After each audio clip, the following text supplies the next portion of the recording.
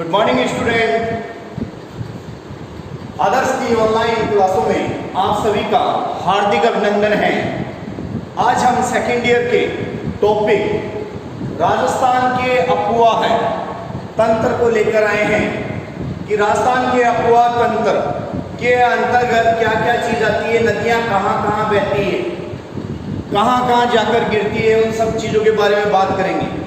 एक अफवाह का जो शाब्दिक अर्थ सीधा सा अर्थ होता है कि नदी गुरुत्वाकर्षण के प्रभाव से अपने ढाल का अनुसरण करती हुई आगे की तरफ बढ़ती हैं, वही क्या है, अफवाह कहलाता है। क्या कहलाता है?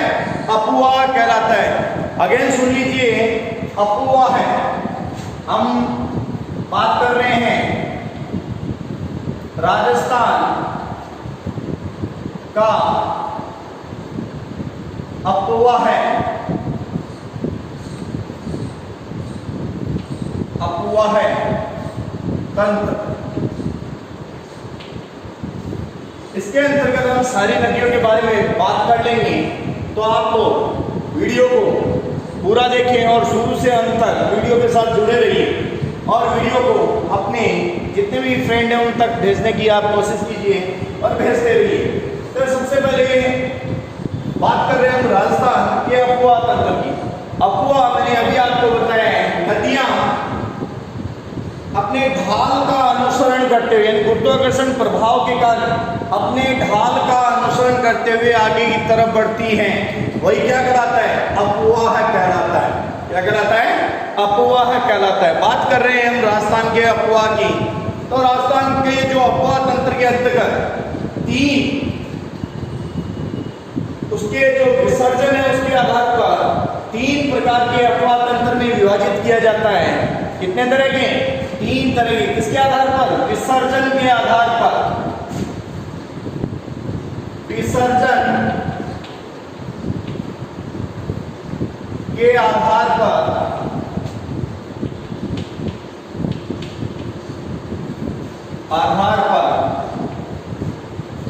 तीन प्रकार का अफवाह तंत्र। कितने प्रकार का? तीन प्रकार का अफवाह तंत्र। पहला, वे नदियां जिसमें जो अरब सागर के अंदर गिरती है। विसर्जन कहां करती है? अरब सागर। जिसका विसर्जन कहां होता है? अरब सागर के अंदर होता है। दूसरी उन नदियों की बात करेंगे जिनका विसर्जन बंगाल की खाड़ी, कहां होता है? बंगाल की खाड़ी के अंदर होता है। और तीसरी हम बात करेंगे अंतः प्रवाही नदियां, जिसका विसर्जन धरातल के अंदर की तरफ होता है। सबसे पहले हम बात करते हैं अरब सागर के जो नदियां हैं। पहली, माही नदी।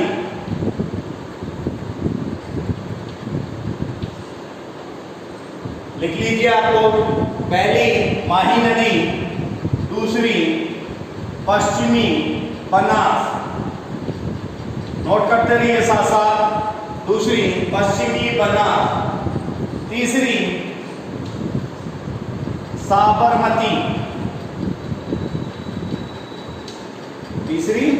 साबरमती, और चौथी लूणी। ये सारी अरब सागर के अंदर अपने जल का प्रवाह करती है, विसर्जन कहां करती है? अरब सागर के अंदर करती है। दूसरी हम बात करते हैं बाणगंगा, गंभीरी, नोट करते रहिए, बाणगंगा, गंभीरी, बनास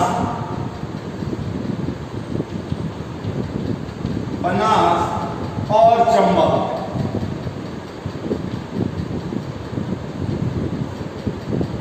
बाणगंगा, गंभीरी, बनास और चंबल।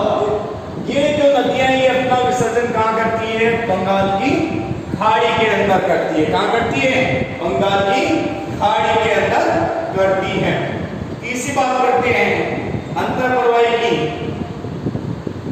जिसके अंतर्गत सबसे पहले घग्गर, दूसरी कांतली, तीसरी कांकने और चौथी साबी। अंतःप्रवाही के अंतर्गत घग्गर आ गई, कांतली आ गई, कांकने आ गई और साबी आ गई। आप सारे नोट करते रहिए, नोट कर लीजिए इन सभी को।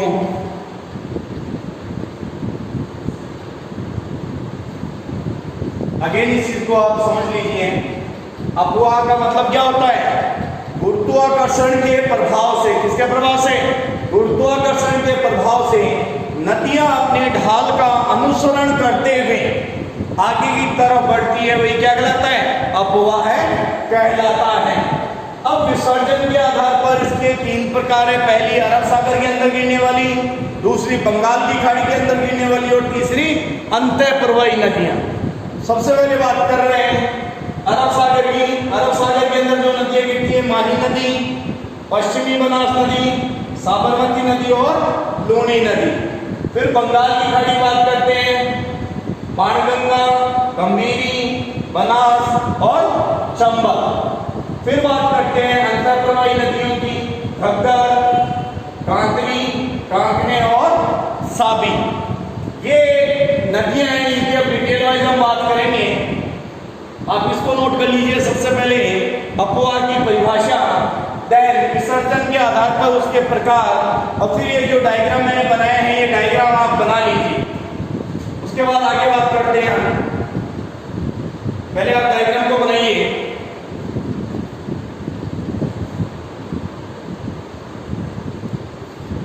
तो सबसे पहले हम बात करते हैं अरब सागर की नदियों के बारे में। साथ साथ नोट करते रहना बेटा।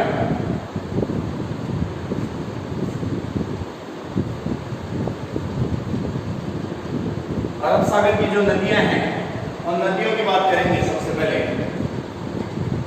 बात करेंगे माही नदी। माही नदी हेडिंग डाल लीजिए आप लोग, ऊपर लिख लीजिए अरब सागर में गिरने वाली नदियों के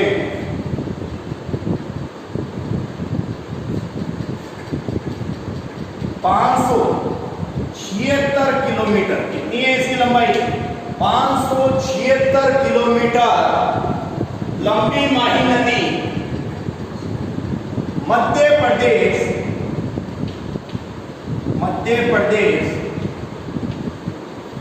के मेहंद झील, नोट कर लीजिए, मध्य प्रदेश के मेहंद झील से निकलकर राजस्थान के बांसवाड़ा के खांडू, नोट कीजिए, खांडू गांव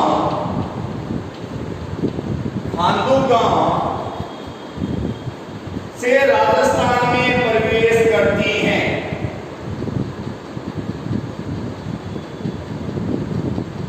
बांसवाड़ा जिले के बोरखेड़ा, कौन सा गांव? बोरखेड़ा गांव के अंदर इसके जल को रोककर माही बजाज सागर परियोजना, कौन सी? माही बजाज सागर परियोजना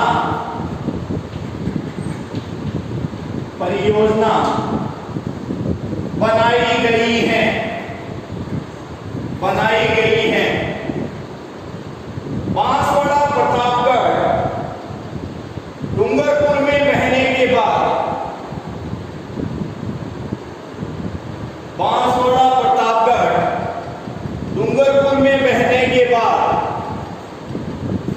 बांसवाड़ा, प्रतापगढ़, डूंगरपुर में बहने के बाद बांसवाड़ा और डूंगरपुर की सीमा बनाते हुए अंत में खंभात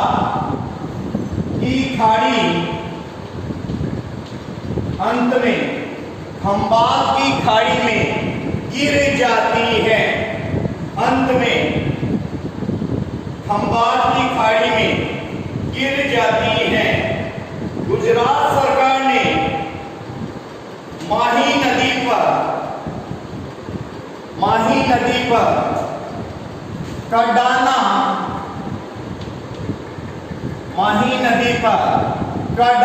बांध बनाया हुआ है।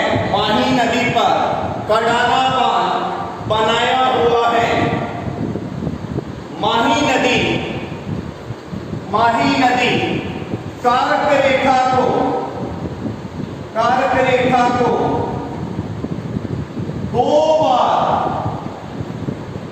दो बार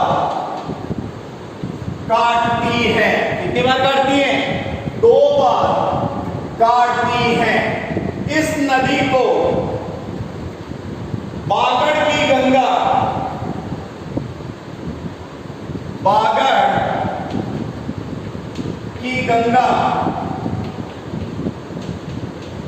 व काठल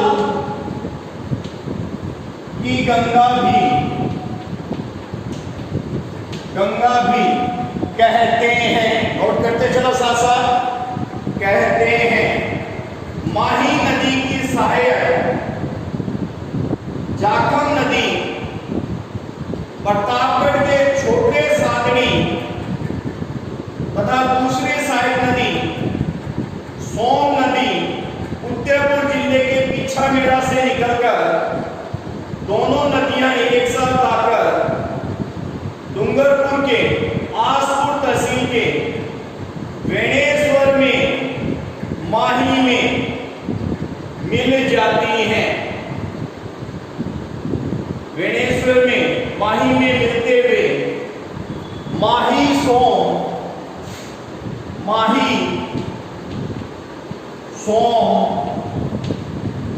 जाखम का त्रिवेणी संगम बनाती हैं। माही सोम जाखम का त्रिवेणी संगम बनाती हैं। नोट करते चलो। बांसवाड़ा और प्रतापगढ़ के मध्य भाग को 56 का मैदान, किसका मैदान? 56 का मैदान कहते हैं। किसका मैदान कहते हैं? 56 का मैदान कहते हैं। जबकि जालोर से बालोतरा के मध्य फैले पर्वत को, जालोर से बालोतरा के मध्य फैले पर्वत को 56 की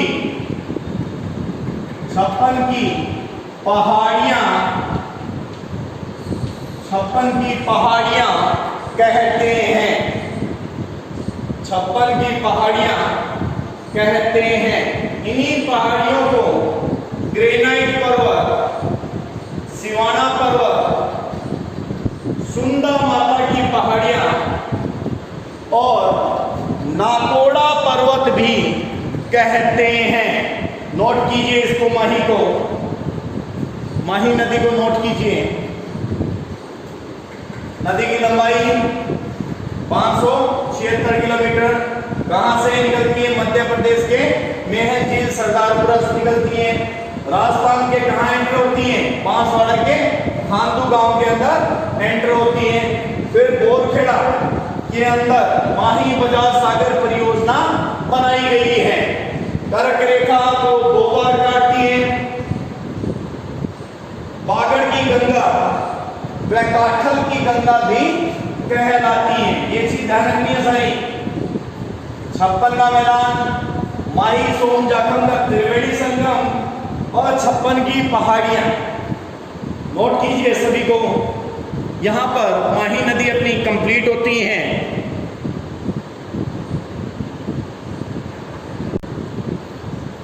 आगे बात करते हैं हम दूसरी नदी की, पश्चिमी बनास। नोट हो गए होगा ये तो, पश्चिमी बनास की बात करते हैं। तो ये सारी नदियां जो अपना विसर्जन है जो लास्ट है वो कहाँ करती हैं? अरब सागर के अंदर करती है। ये चीज आपको याद रहनी जरूरी है, अरब सागर के अंदर गिरने वाली नदियों के बारे में।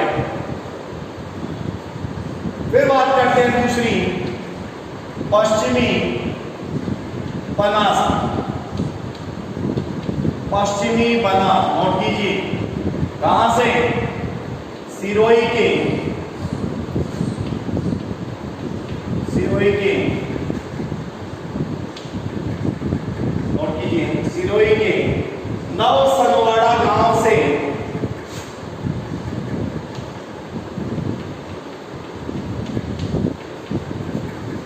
नवसनवाड़ा गांव से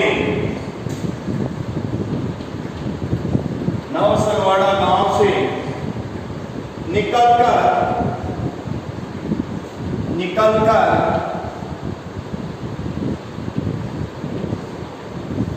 गुजरात के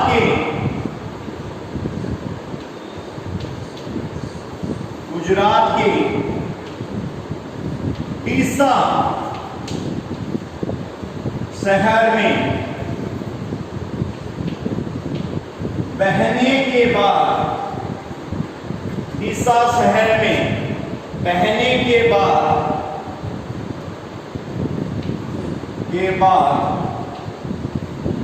कच्छ की खाड़ी में गिर जाती हैं।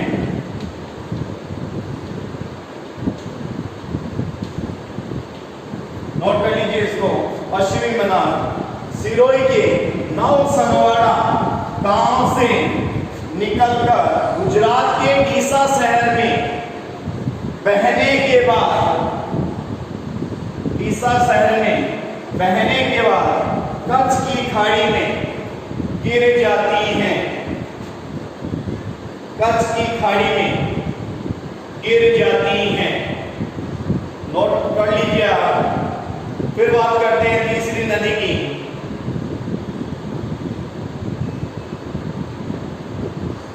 तीसरी बात करते हैं साबरमती की। तीसरी बात करते हैं साबरमती नदी की। तो साथ साथ नोट करते रहिए बेटा।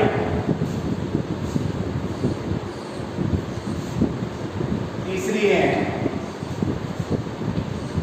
साबरमती, हेडिंग डालिए साबरमती।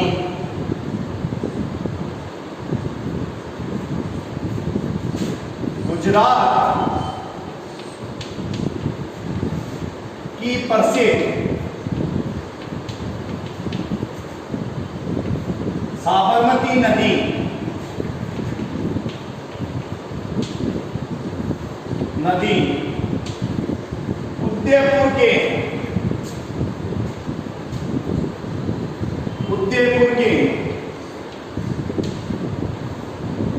उदयपुर के बदराड़ा गांव से, नोट कीजिए, बदराड़ा गांव से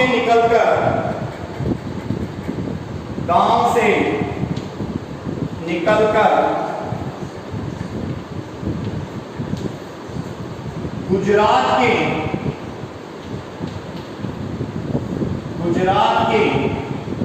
अहमदाबाद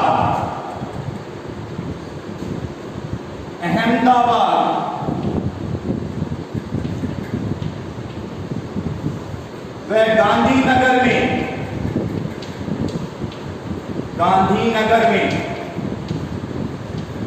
बहने के बाद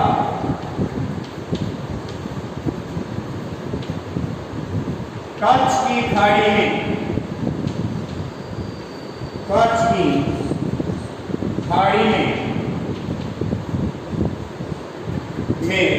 गिर जाती हैं। सॉरी, कच्छ की जगह कीजिए खंबा, खंबात की खंबात की खाड़ी में गिर जाती है। साबरमती नदी की सहायक साबरमती की सहायक सेई नदी पर सेई बांध से पाली जिले के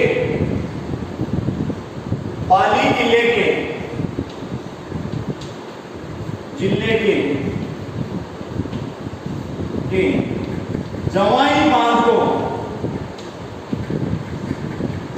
बांध को पानी उपलब्ध होता है।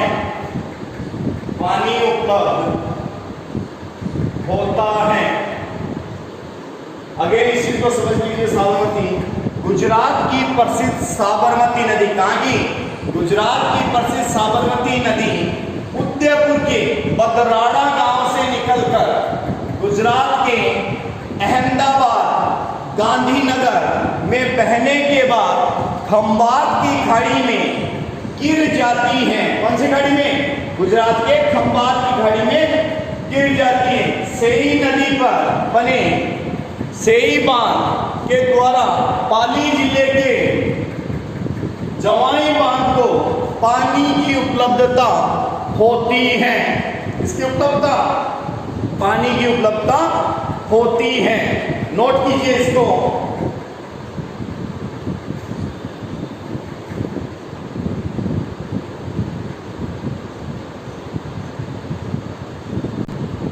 नेक्स्ट हम बात करते हैं चौथी नदी की, जो अरब सागर की के अंदर अपना विसर्जन करती हैं।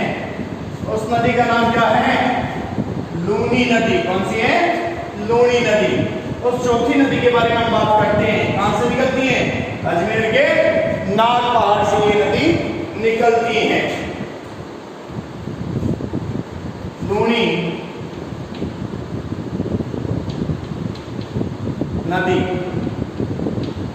हेडिंग डाल लीजिए, लूनी नदी।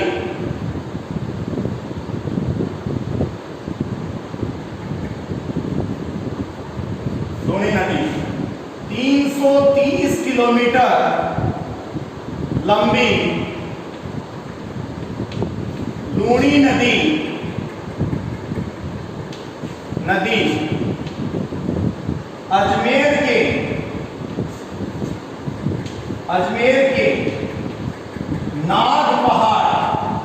अजमेर के नाग पहाड़ से निकलकर, नोट कीजिए, अजमेर के नाग पहाड़ से निकलकर अजमेर नागौर पाली, अजमेर नागौर पाली, अजमेर नागौर पाली, जोधपुर, जालौर, बाड़मेर में बहने के बाद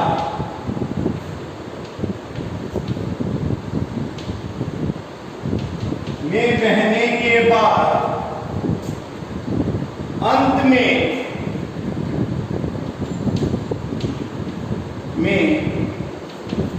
गुजरात के कच्छ के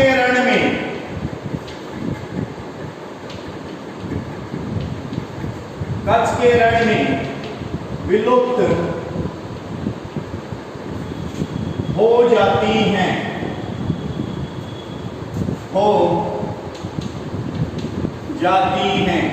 नोट कर लीजिए इसे। बाड़मेर के बालोतरा के आगे, बाड़मेर के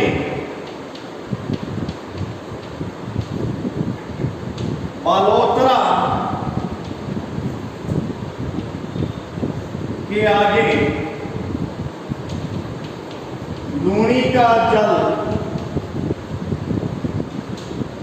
जल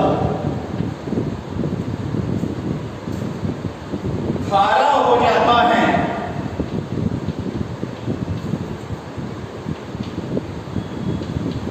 खारा हो जाता है, इसलिए इसे लवणवती भी